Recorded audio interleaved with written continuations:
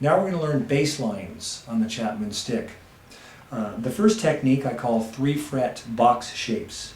In other words, you're playing in these 3 frets. And I'm going to start out with the note D and play its octave over here. So the first one, the simplest, is just to play that rhythmically.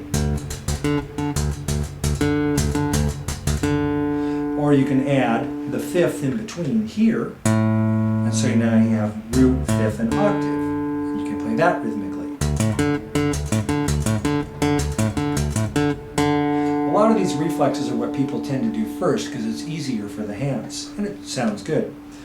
The next thing is to add some filler off of those 3 frets. So what I do is I have the root here, 5th octave, and then I go up a whole step from the octave, and then I play the notes in between, 4th, 5th, and maybe even a half step. So come out like this. That's one line you could try. Another one, which is a little more rhythmic, is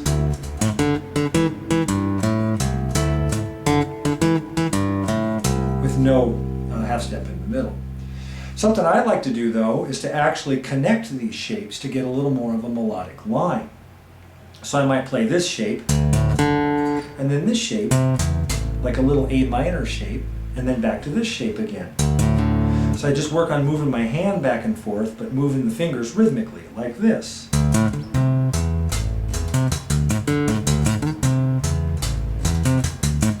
With a chord, it might sound.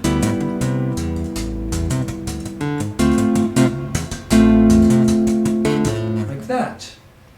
Another one that Emmett likes to use a lot, type of technique, is where you swap fingers to play percussively. So I might play the D here, and then the second finger plays the same note. Then the third finger plays the 5th, and back to the first finger here. So you get this effect. And then to finish it out, I might repeat this part, 5th octave, back to the 5th, and then hit the 5th again with my second finger, back to the root. In slow motion, a little faster, and with a chord a little faster.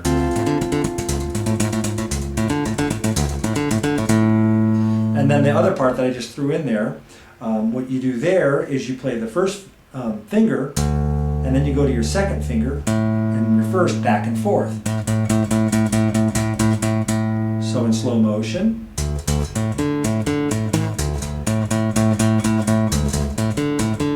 And you don't have to play the first note twice. Of course, you go right to the 5th. Or repeat the first note a few times. Eventually what happens is it becomes like a motor movement where your hand is just sort of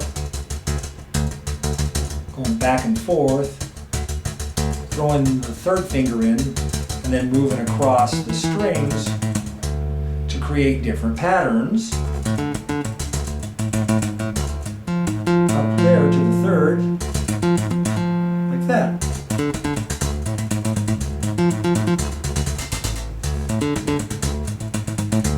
Move down to another chord, and back up to the top.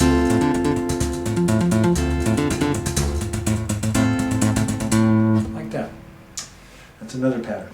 Another one is to create ghost notes. That is where you're actually just slapping at the strings just hard enough to make a sound but not a note, like this.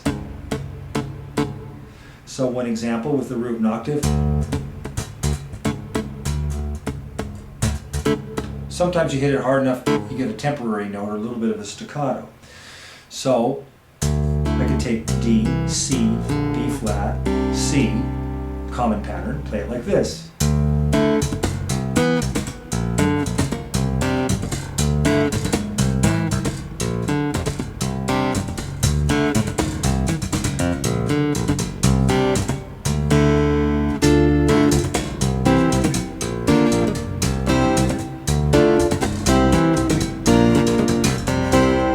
So those are different ways that you can move those little shapes around to create bass lines.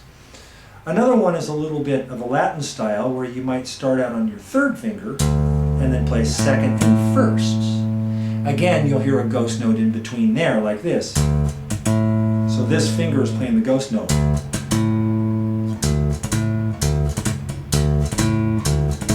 Sometimes I might hold it down harder to make an actual note, or ghost. And then you can add the chord there.